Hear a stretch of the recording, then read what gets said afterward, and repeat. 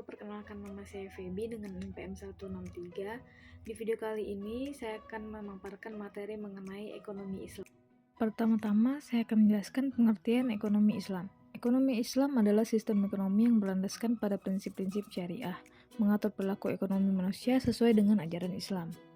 Selanjutnya, sistem ekonomi. Yang pertama, sistem ekonomi kapitalistik.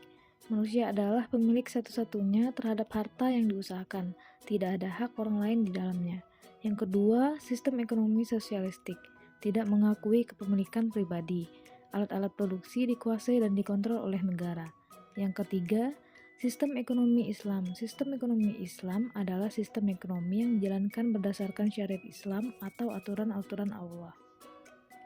Berikutnya adalah tujuan ekonomi Islam, yaitu pemenuhan kebutuhan dasar manusia, yaitu papan, sandang, pangan, kesehatan, dan pendidikan untuk setiap lapisan masyarakat, memastikan kesamaan kesempatan bagi semua orang, mencegah terjadi pemusatan kekayaan, dan meminimalkan ketimpangan dana distribusi pendapatan dan kekayaan di masyarakat, memastikan untuk setiap orang kebebasan untuk memenuhi nilai-nilai moral, memastikan stabilitas dan juga pertumbuhan.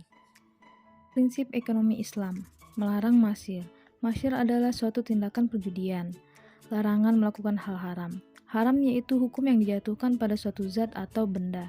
Larangan zolim yaitu tindakan yang merugikan orang lain maupun menyakiti orang lain untuk maksud tertentu.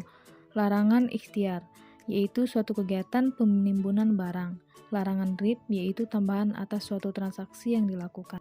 Adapun ciri-ciri ekonomi Islam. Yang pertama ialah hak individu diakui namun diberi batasan.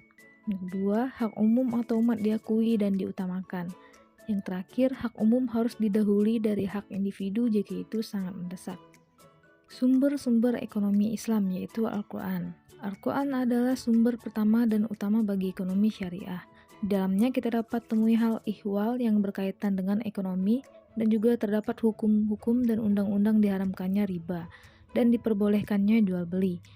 Berikut ada As-Sunnah adalah sumber kedua dalam perundang-undangan Islam.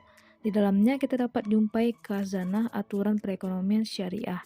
Di antaranya seperti sebuah hadis yang isinya memerintahkan untuk menjaga dan melindungi harta, baik milik pribadi maupun umum, serta tidak boleh mengambil yang bukan miliknya. Dan yang terakhir yaitu kesimpulan. Dalam ekonomi Islam menekankan pada penerapan prinsip-prinsip syariah yang bertujuan untuk menciptakan keadilan sosial dan keberkahan dalam transaksi ekonomi. Sistem ini menghindari riba, gharar, dan praktik tidak etis lainnya, serta mendorong tanggung jawab sosial melalui zakat dan wakaf. Baiklah, itu saja materi yang dapat saya sampaikan mengenai materi ekonomi Islam. Kurang dan lebihnya atau salah dalam pengucapan, saya ucapkan mohon maaf dan terima kasih.